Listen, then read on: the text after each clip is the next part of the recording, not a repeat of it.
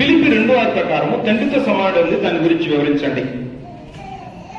ఫిలిప్పి రాసిన పత్రిక 2వ అధ్యాయము టెక్స్ట్ బాగా చదవాలి, అక్కడే ఆన్సర్ ఉంటుంది.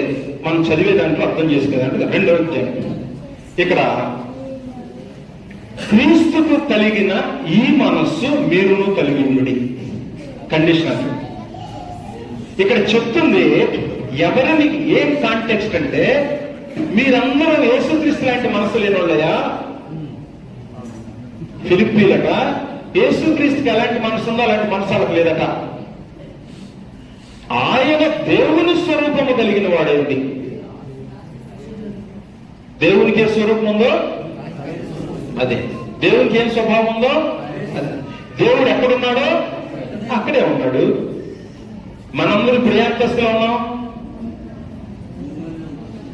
నేను స్టేజ్ మీద ఉన్నా, మీరు కింద కూర్చున్నారు, అంతే కదా.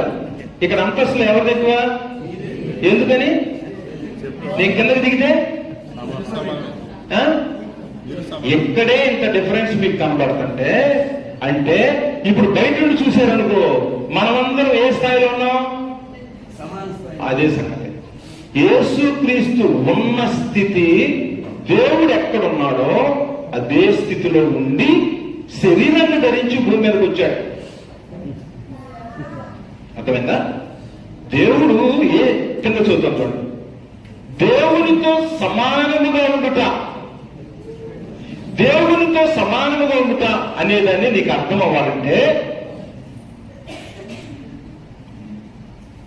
ఎవరినైనా పోల్చి చెప్పాలంటే లెక్కల్లో 3 గుర్తులు ఉంటాయి. Less than, greater than, equal to. 3 గుర్తులు. లెస్ దాన్ తక్కువ, గ్రేటర్ దాన్ ఎక్కువ, ఈక్వల్. ఈక్వల్ అంటే ఒక వస్తువు చూపించాలి కదా ముందు.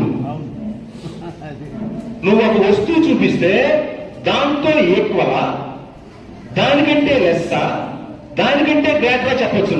ఈ వస్తువు లేకపోతే, ఒక వస్తువు లేకపోతే నువ్వు గ్రేటర్ అయినా లెస్ అయినా ఈక్వల్ చెప్పలేవు కదా. స్టాండర్డ్ ఎవరు? దేవుడు.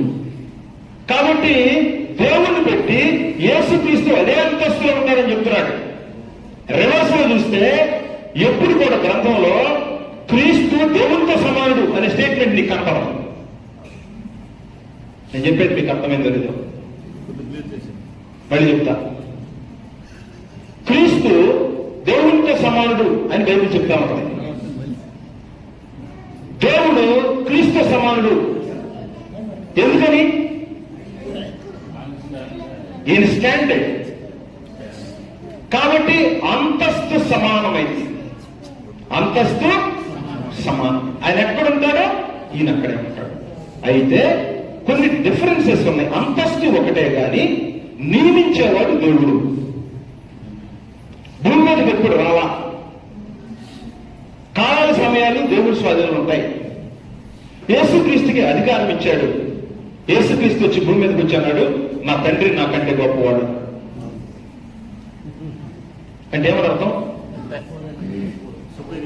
అంతస్తులో సమానమే గాని నాకంటే అయినా చెప్పేసేసాడు. కాదన్నట్టు అంటాం. కాబట్టి అంతస్తులో క్రీస్తు సమానుడు అందులో మాత్రం.